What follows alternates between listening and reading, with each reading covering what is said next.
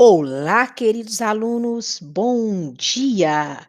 Hoje nós vamos falar sobre a membrana plasmática, estrutura dela, certo? Não só da membrana plasmática, mas também da parede. Então vamos começar. Bem, basicamente, o que que a gente sabe? A gente sabe que esta membrana plasmática, ela tem várias funções. Ok, beleza, vamos lá. Vou voltar aqui para a gente exibir. Ok,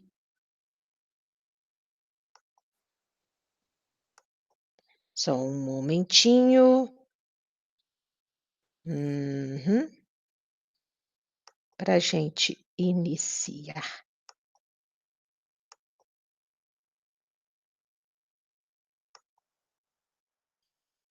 Opções de ponteiro, certíssimo. Então vamos começar. Galera, nós estamos aqui para a gente falar sobre a membrana plasmática inicialmente e depois sobre a parede celular. Nesta aula, vamos ver estrutura da membrana plasmática, beleza? Então vem comigo. Bom, primeiro a gente tem que saber para que serve. A membrana plasmática, como você vê, ela tem várias funções. Através dessa membrana, as informações do meio externo são recebidas por ela e, a partir dela, essas informações são levadas até o núcleo para processar a informação. Outra função é, através da membrana plasmática, ocorre a entrada e a saída de moléculas do meio externo para o meio interno e vice-versa. A terceira função da membrana plasmática é conferir capacidade de movimento e expansão. Então, existem células como a célula da ameba, que é um protozoário. A ameba é um protozoário, é um ser vivo unicelular, e essa célula ela tem que se movimentar, esse ser vivo se movimenta, se locomove. Então, quem é que vai locomover essa célula? A membrana plasmática. Outra função da membrana plasmática, ela serve como barreira física seletiva. Vamos observar? Nós temos duas situações. Na primeira situação, a célula, a membrana plasmática dessa célula, está separando moléculas em meio externo e moléculas do meio interno dela. Por quê? Porque cada molécula, ela atua num determinado lugar. Então, esta membrana plasmática, ela selecionou quais moléculas estão dentro da célula e quais atuam fora da célula. Na situação B, nós temos um compartimento fechado, formado de membrana, já falamos sobre isso, né? Todos os compartimentos, todas as organelas, a membrana tem a mesma composição da membrana plasmática, então também observe que existem moléculas que se localizam dentro deste compartimento. Elas vivem ali, elas executam a função delas naquele compartimento. Então você nota que as membranas, elas também são barreiras físicas seletivas. E a outra função da membrana plasmática é exatamente formar compartimentos delimitados. Então você observa aqui que eu tenho um compartimento delimitado por membrana chamado núcleo. Também temos compartimento retículo endoplasmático, peroxomo, lisossomo, complexo de Golgi, mitocôndria, vesícula. Observe quantos compartimentos existem dentro da célula que tem membrana de mesma composição que a membrana plasmática, certo? Então a gente viu aí os principais papéis dessa membrana. Mas vamos para a composição dela, de que ela é formada. Então vamos lá? Bom, membrana plasmática a gente não enxerga no microscópio de luz. A gente só consegue enxergar numa microscopia eletrônica de transmissão. E essa membrana plasmática, ela tem na microscopia o efeito trilaminar. Então, se a gente abrir essa membrana plasmática no esquema, eu tenho aqui uma membrana, um desenho cuja altura dela é 5 nanômetros. Ela é formada pela bicamada lipídica e pelas moléculas de proteína. E essa estrutura trilaminar é chamada de mosaico fluido ou unidade de membrana. Então, tanto faz eu falar membrana plasmática, mosaico fluido, unidade de membrana, é tudo a mesma coisa, ok? E de que é formado, então? Quais são os constituintes? Lipídios, proteínas e carboidratos.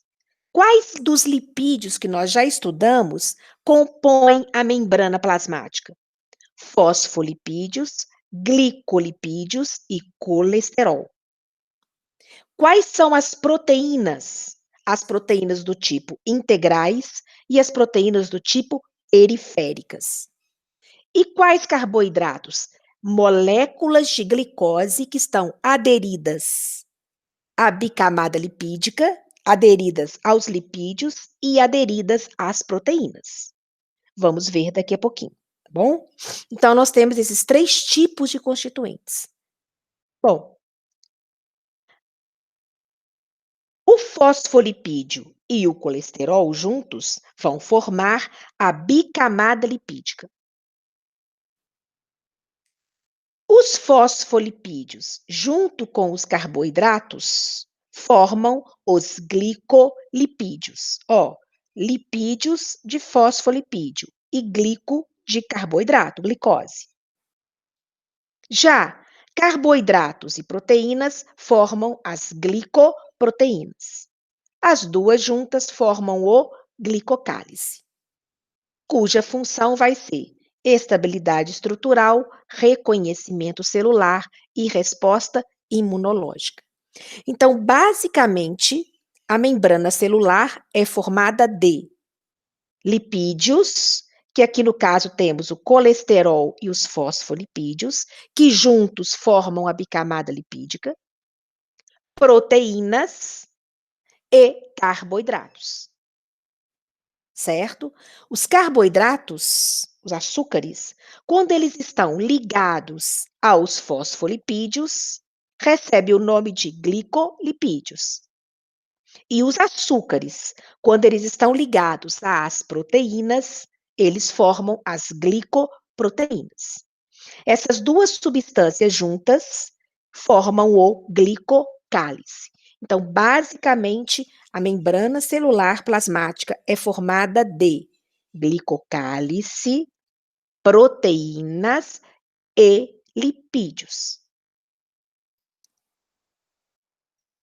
Então, vamos dar uma olhadinha no nosso desenho, nosso esquema, e o que a gente vê aqui? Que nós temos, então, neste caso, a porção externa, voltada para fora, a membrana e a porção interna, voltada para o citoplasma, em que você observa aqui várias proteínas, que são o citoesqueleto. Lembra da última aula que falamos que os citoesqueletos são formados de proteínas em forma de túbulos, que servem como trilhos? Então, todo citoesqueleto está sempre no citoplasma da célula. Então, vamos dar uma olhadinha nessa membrana plasmática. Note, primeiro, ela é formada por uma bicamada lipídica de fosfolipídios.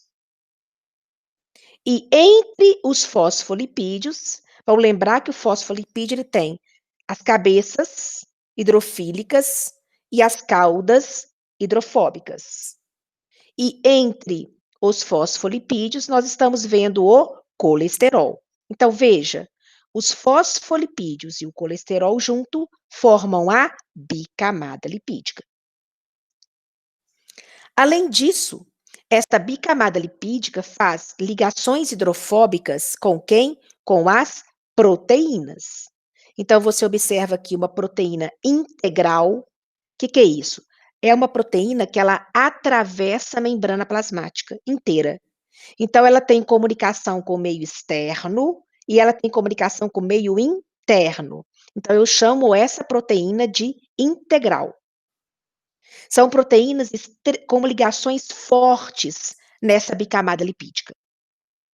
Difícil você separar essa proteína da bicamada. Mas nós temos outras proteínas, que são chamadas proteínas periféricas. Observe que a proteína periférica está voltada para o citoplasma e ela está ligada à proteína integral. Ela está ligada ao citoesqueleto. Além disso, nós temos no meio externo, ligado às proteínas integrais, uma série de glicoses. Olha os carboidratos aqui. Então, o conjunto de carboidratos ligados na glicose, damos o nome de glicoproteína. Mas esses carboidratos, eles também podem estar ligados a quem? Diretamente à cabeça do fosfolipídio. Então, agora eu tenho carboidrato ligado no lipídio. Então, ele chama glicolipídio. Então, veja, pessoal, essa cobertura aqui do lado de fora de açúcar, olha a quantidade de glicose. Todo esse conjunto de glicoses que eu estou vendo do lado de fora, eu chamo de glicocálice. Então, veja o que nós temos aqui. Então, fechando, eu tenho a estrutura da membrana plasmática formada de lipídios. Quais são? Fosfolipídios e colesterol, que juntos formam a bicamada lipídica. Proteínas de dois tipos, proteínas integrais e proteínas periféricas. E do lado de fora desta membrana, nós temos uma cobertura de açúcar, que são carboidratos, glicoses. Olha só, aqui eu tenho um carboidrato de 2, 3, 4, 5, 6, 7, 8 glicoses unidas. E esse conjunto de carboidrato não fica solto, ele fica preso em alguém. Ou ele está preso na bicamada lipídica, então ele chama glico, porque vem de glicose, e lipídio, que vem da bicamada lipídica. Então ele chama glicolipídio. Ou ele chama glicoproteína, porque ele está ligado a uma proteína integral. Ok? Então, vamos ver um por um a cada momento. Beleza? Então, o que nós vamos ter? Eu tenho aqui o principal lipídio, que é um fosfolipídio. Vamos lembrar, gente? Ele tem uma cabeça polar com um grupo fosfato, por isso que é fosfolipídio, e duas caudas de hidrocarboneto hidrofóbicas. Nós já estudamos que esses fosfolipídios, eles formam uma bicamada na membrana plasmática, aonde as cabeças hidrofílicas ficam voltadas para o meio externo ou para o citoplasma. E as caudas hidrofóbicas ficam voltadas uma para a outra, de forma que a cauda da cadeia superior protege a cauda da cadeia inferior. E observe que moléculas hidrofóbicas, elas conseguem passar livremente pela bicamada lipídica. Elas atravessam a membrana, tanto do meio externo para o meio interno, como do meio interno para o meio externo. Mas moléculas hidrofílicas, elas não atravessam. Por quê? Porque elas só conseguem fazer interação com as cabeças polares, que também é hidrofílica. Mas as caudas são hidrofóbicas, então elas não conseguem atravessar as caudas. Nós vamos ter uma aula só sobre transporte na próxima aula, ok? Veja, eu tenho aqui uma bicamada lipídica de bordas abertas. Essas bordas ficam expostas à água. Isto é energeticamente desfavorável, porque nós temos que lembrar que as caudas são hidrofóbicas. Então, qual é a tendência? A tendência é essa bicamada lipídica formar um compartimento fechado, porque dessa forma as caudas se protegem contra a água. Então, eu tenho uma estrutura energeticamente favorável. Então, por isso que a membrana plasmática ela é um compartimento fechado. O ribossomo, o retículo endoplasmático, é um compartimento fechado, ok? E lógico, nós já sabemos, né, que esta bicamada lipídica, ela forma duas camadas, de forma que as caudas protegem uma a outra, ok? Já falamos sobre isso. E essa bicamada lipídica, essas caudas de hidrocarboneto, esses ácidos graxos, né, vamos lembrar disso, eles é que conferem fluidez a essa bicamada. Então, quanto mais caudas insaturadas tem o fosfolipídio, mais fluida é a bicamada.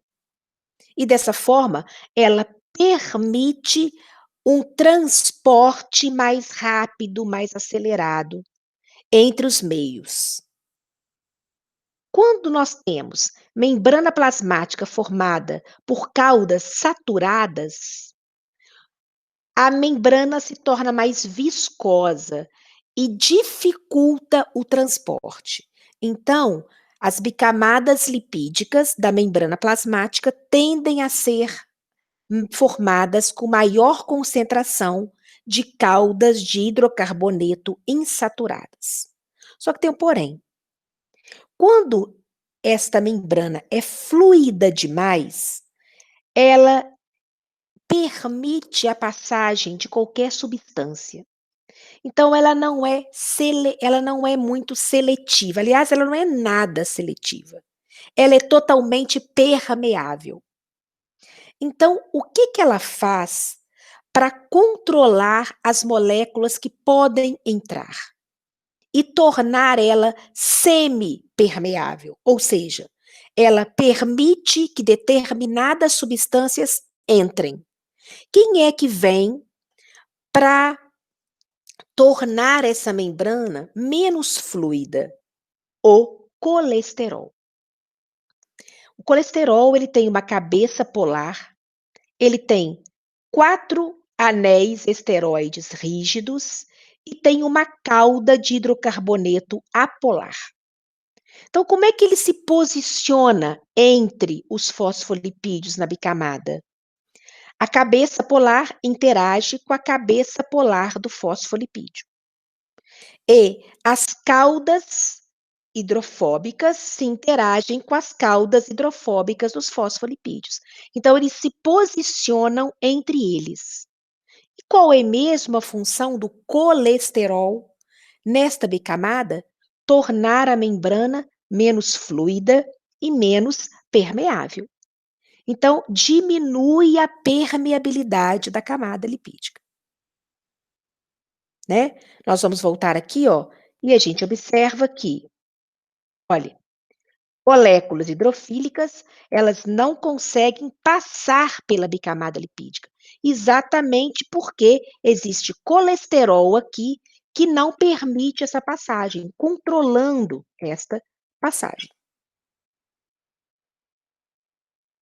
Outra característica da membrana é que as membranas elas são assimétricas. O que você observa? Você observa que as duas faces da membrana, a face voltada para o meio extracelular e a face voltada para o citosol, elas não possuem a mesma composição de fosfolipídios, de glicídios e de proteínas.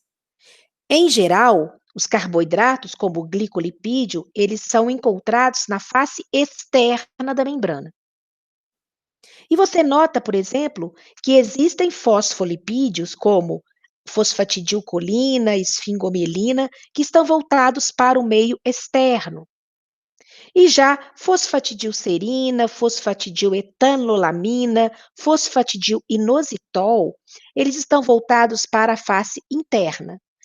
Existem estudos que demonstram que esses 3 tipos de fosfolipídios, eles são importantes como comunicadores internos. Então eles vão transmitir a informação que vem do meio externo para o núcleo. Então são como se fossem antenas, por isso estão voltados para o meio interno da célula. Então a membrana, ela é assimétrica. As proteínas.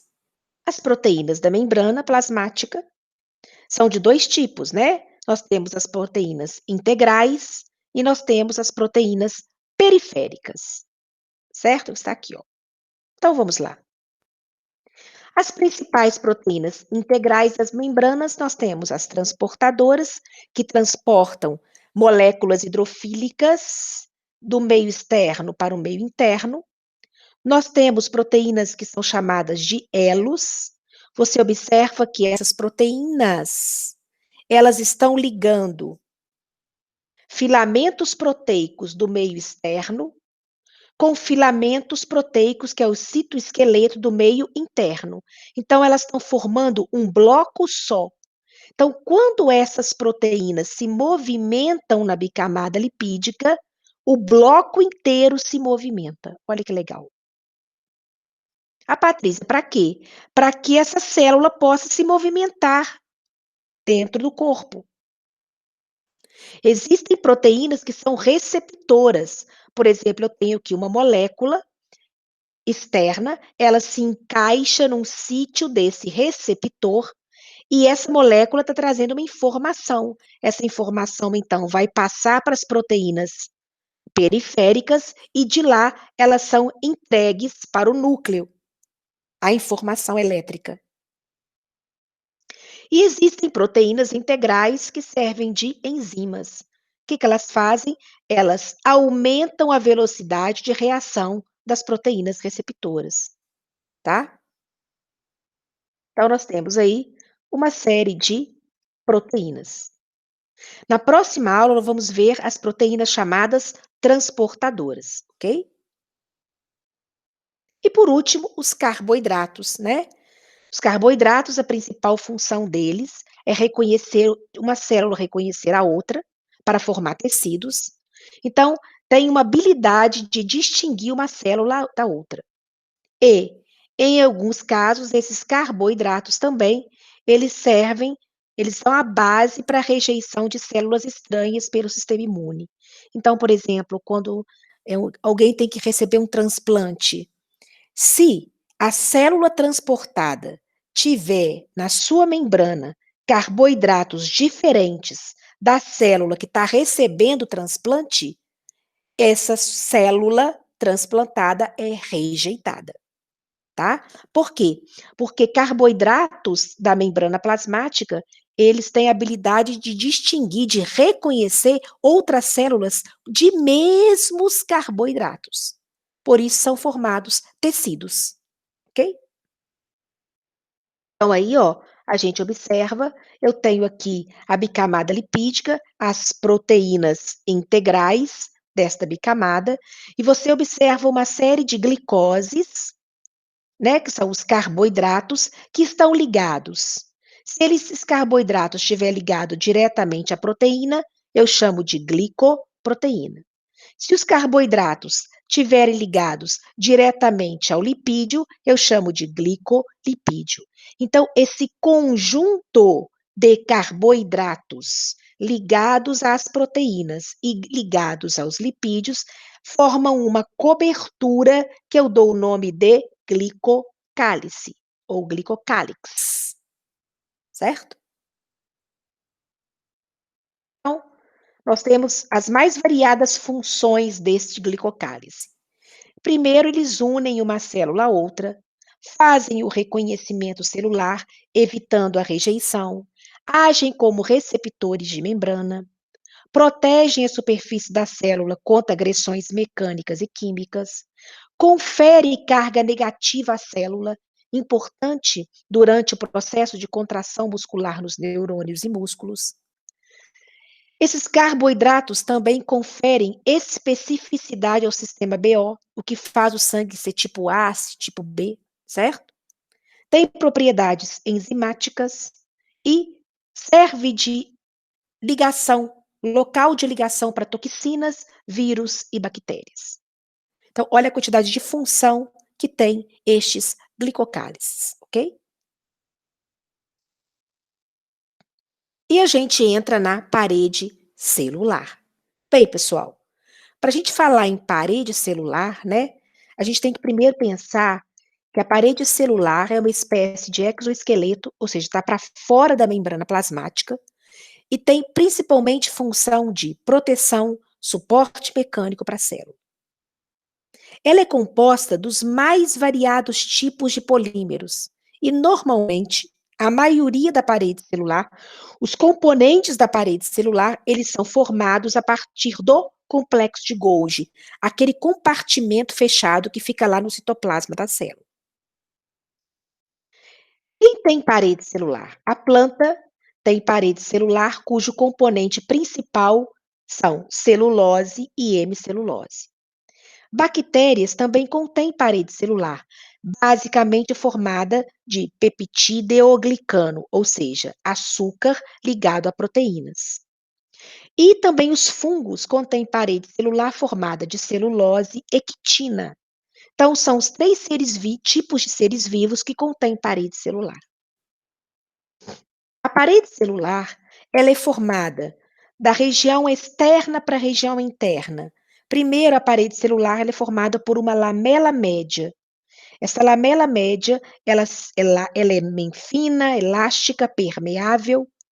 Ela é formada basicamente de pectato de cálcio e magnésio e ela serve como um cimento que cimenta duas células adjacentes. Então, aqui eu tenho duas células e eu tenho a lamela média cimentando as duas. A partir da lamela média, para dentro da célula, forma-se primeiro a parede primária, aqui, e depois a parede secundária. E aqui para dentro, o citoplasma da célula. Então, eu tenho citoplasma, membrana plasmática, parede celular secundária, parede celular primária e lamela média, certo? Então, observe que eu tenho aqui uma, duas, três, quatro, cinco células vegetais.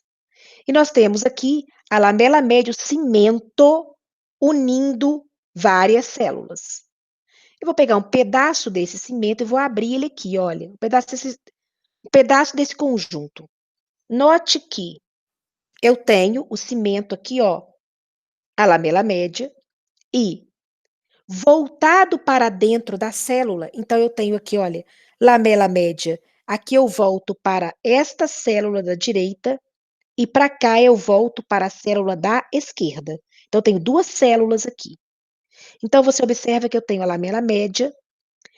Depositado para dentro, eu tenho a parede primária. Mais para dentro, eu tenho a parede secundária. E eu tenho a membrana plasmática aqui em fininho e o citoplasma. Ok? A Patrícia, e essa estrutura azul clarinha aqui? Essa estrutura azul clarinha aqui é aquele vacúolo imenso que a célula vegetal tem. Então, você observa que entre uma célula e outra, elas se comunicam, o citoplasma de uma célula se comunica com o citoplasma da outra através de uma estrutura chamada plasmodesmo. Então, eu tenho aqui um desenho esquemático, ó, em que entre duas células eu tenho aqui um plasmodesmo separando as duas.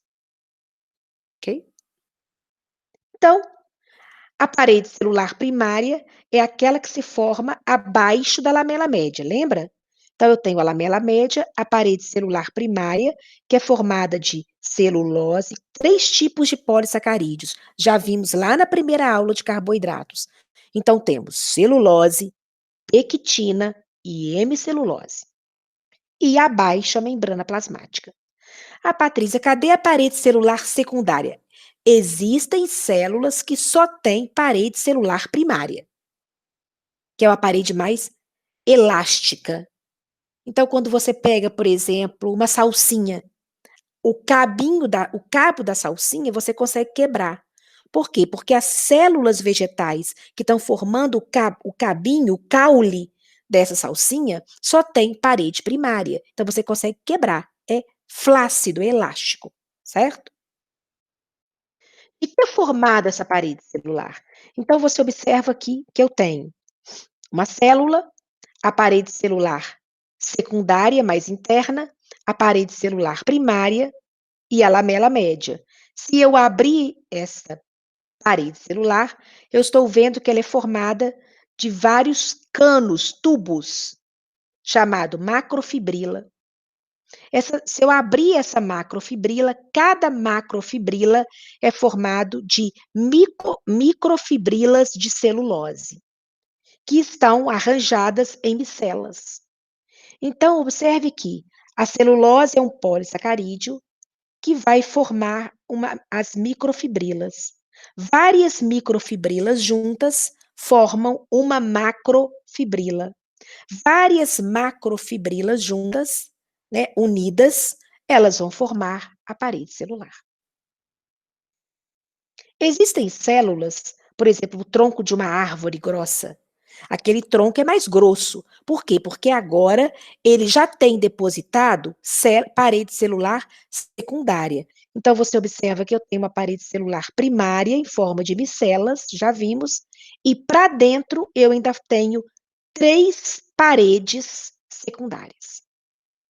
O que a parede secundária vai fazer? Vai tornar esta célula mais resistente.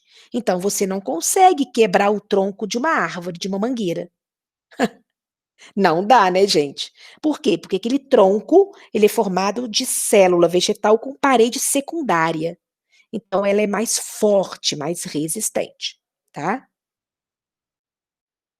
Agora, bactérias também têm parede celular. Só que a parede celular de uma bactéria é formada de proteoglicanos, lembra? Ou seja, o que confere a essa bactéria ela ser uma bactéria gram-positiva ou uma bactéria gram-negativa. As bactérias gram-positivas, 90% da sua parede é formado por esses peptidioglicanos, ou seja, açúcares ligados a proteínas. Observe aqui. Aqui eu tenho até 20 camadas de proteoglicanos, ou seja, 30 a 60 nanômetros dessa parede celular é formada de peptidoglicano. Depois eu tenho um espaço periplasmático e aí sim eu tenho a membrana plasmática da célula bacteriana, certo? Agora, as bactérias gram-negativas, elas têm apenas 1 a 2 camadas de peptidoglicano aqui, ó, conferindo uma espessura de 2 a 3 nanômetros para dentro, a membrana plasmática. Mas você nota que agora as gram-negativas, elas têm uma segunda membrana externa, formada de lipopolissacarídeos, certo? Então, gente, quando a pessoa ela tá com um problema, uma doença causada por bactéria, por exemplo, a garganta inflamada, não dá para o médico saber, olhando para aquela infecção, se aquela infecção está sendo causada por uma bactéria gram-positiva ou por uma bactéria gram-negativa. Então, quando o médico não sabe qual tipo, ele vai usar um antibiótico de largo espectro, que é um antibiótico que ele pode romper e matar a bactéria porque ele rompe tanto a parede celular gram-positiva quanto a parede celular gram-negativa. Mas, quando o médico ele pede uma biópsia daquela região, ele consegue descobrir que tipo de bactéria que está causando a doença. E aí ele pode utilizar um antibiótico específico, ou para matar gram-positiva ou para matar gram-negativa, ok? E aí, pessoal, a gente encerra, né, a aula. Vamos interromper o compartilhamento e a gente encerra a aula de membrana plasmática e parede celular. Espero que vocês tenham gostado, certo? Que vocês assistam essa aula outras vezes para entender melhor essa composição. Fiquem com Deus, meus queridos.